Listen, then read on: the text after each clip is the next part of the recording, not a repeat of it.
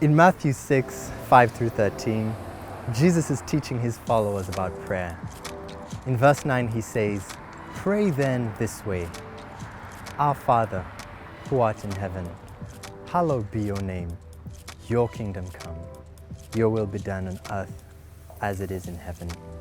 Give us this day our daily bread, and forgive us of our debts, as we forgive our debtors. And lead us not into temptation, but deliver us from evil." Jesus gave his followers a model of prayer that invited them to connect with God the Father. He taught a prayer that maintained reverence for God, but also taught an intimacy.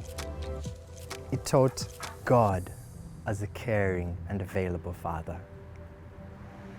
The Gospels teach us that Jesus cultivated this relationship through prayer. He always spent time away from the crowds, away from his followers, and even away from people that needed him, because presence with God the Father was his number one priority.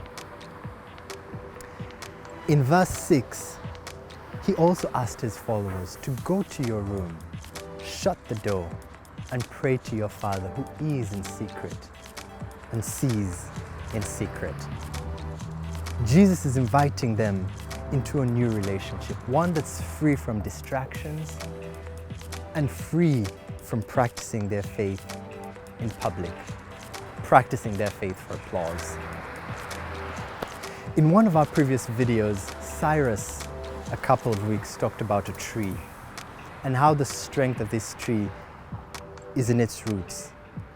The roots are the one part of the tree that's not visible to the eye, at least not at first glance. Jesus is talking about a similar kind of strength, spiritual maturity born out of a season or practice of prayer in the secret or private place.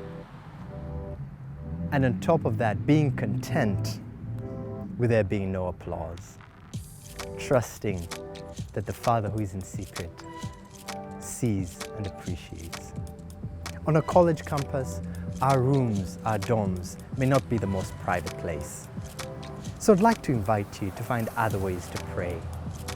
An example of presence with God on a college campus might look like this: a prayer walk on the Lansford or some of the other private places here in campus, or even visiting some of the parks here in Abilene.